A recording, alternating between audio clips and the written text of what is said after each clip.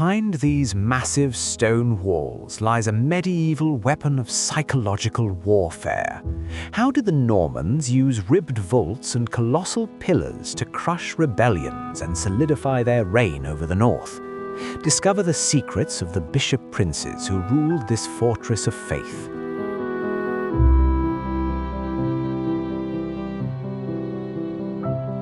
Durham Cathedral rises above the winding River Wear. It is one of Europe's finest buildings, marked by stone and towers. For almost 1,000 years, this grand structure has shaped the skyline. It stands for power, innovation, and endurance. Today we look at its history, its innovative design, and why it is one of Britain's most cherished landmarks.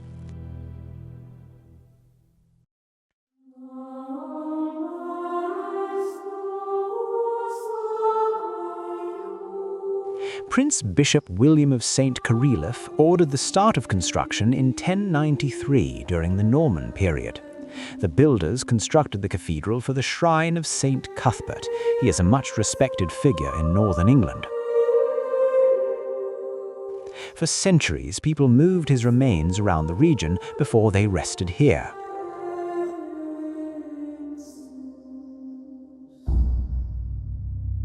The church chose Durham for its geography. It is a peninsula encircled by the River Wear, making it both a spiritual and a strategic power base.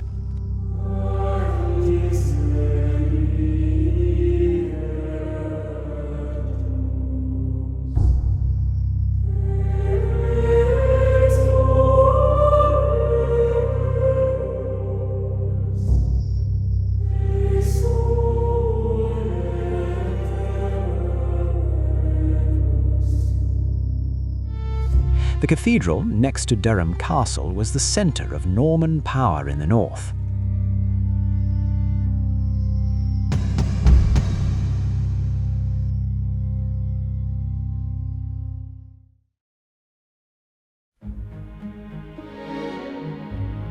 What makes Durham Cathedral extraordinary is its innovation.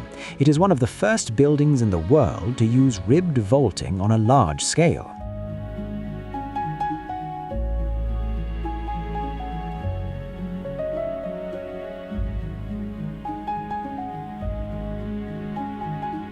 This technique later defined Gothic architecture. These big stone ribs support the weight in a balanced manner. This makes buildings more efficient, allowing for taller ceilings and more elaborate designs.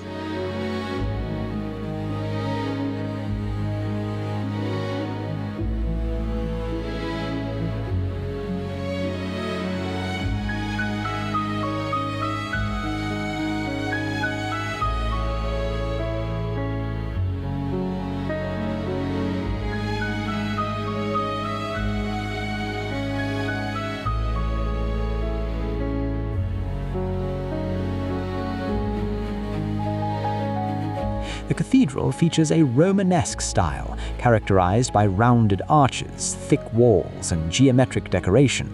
But here, something new was emerging. The pointed arches and structural experimentation foreshadowed the Gothic revolution that followed. This is clear at Notre Dame Cathedral.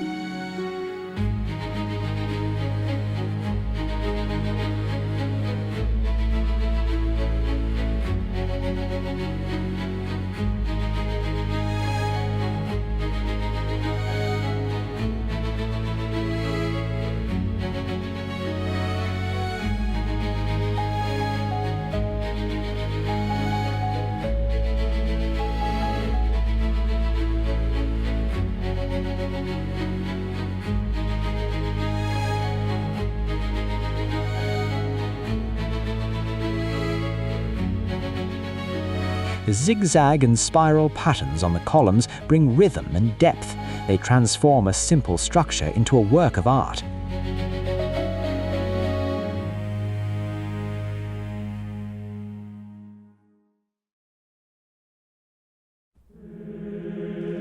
Beyond its architecture, Durham Cathedral has long been a centre of pilgrimage and devotion. The shrine of Saint Cuthbert attracted visitors from all over medieval Europe. This made it one of England's key religious sites. It is also the resting place of the Venerable Bede. He was a scholar whose writings chronicled early English history. The cathedral has seen political upheaval, religious reform, and social change. Still, it has remained a steady part of British life. During the English Reformation, King Henry VIII took control of all churches. He also seized monasteries, priories, and convents owned by the Roman Catholic Church. Durham Cathedral became an Anglican house of worship. In 1538, Henry ordered the destruction of Saint Cuthbert's tomb. He also seized the monastery's wealth. Workers dug up the saint's body. According to the Rites of Durham, written in 1593, it appeared uncorrupted. They reburied it under a plain stone slab, now worn smooth by the knees of pilgrims. After the Battle of Dunbar in the 1640s, the captors held Scottish prisoners in the cathedral. To try to keep warm, they'd burned all the wood they could find. The great clock remained untouched. Was this because it has a Scottish thistle carved at the top? Some parts of Prior Thomas Castell's 1507 clock came from an older timepiece. This earlier clock stood above a screen that stretched across the nave. During his time, the prior commissioned the ornate carved oak case. Between 1620 and 1638, Dean Richard Hunt replaced the old works and dials. Today, the cathedral is still a vibrant church. It hosts services, community events, and visitors from all over the world.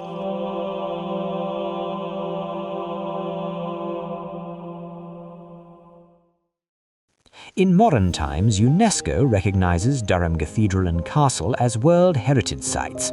Its influence extends beyond religion and history. It has become a cultural icon.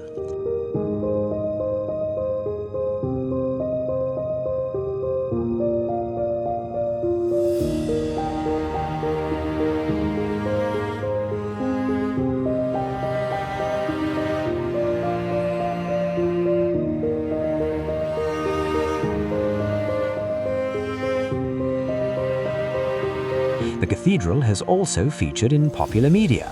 It was a filming location for Harry Potter and the Philosopher's Stone. Its cloisters stood in for Hogwarts corridors.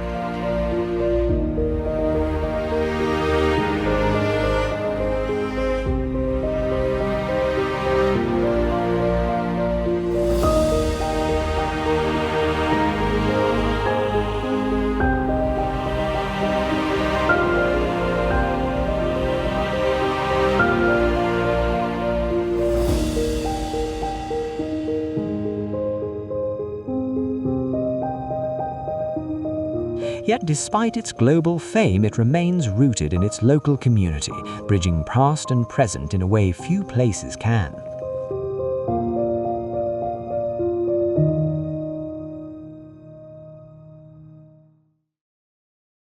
Durham Cathedral is a story of faith, power, innovation, and resilience written across centuries. Whether you come for its history, its architecture, or for its quiet presence above the river, it offers something rare, a connection to a world both distant and enduring.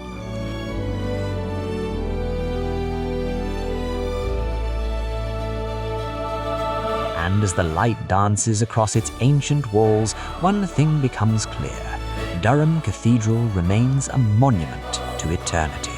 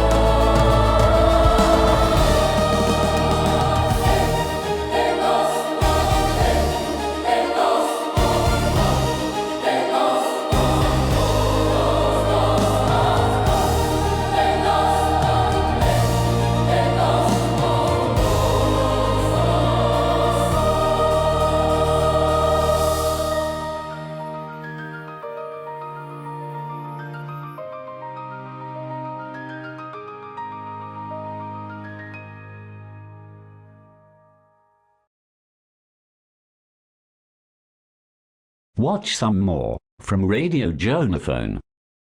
Subscribe to the channel. Enjoy.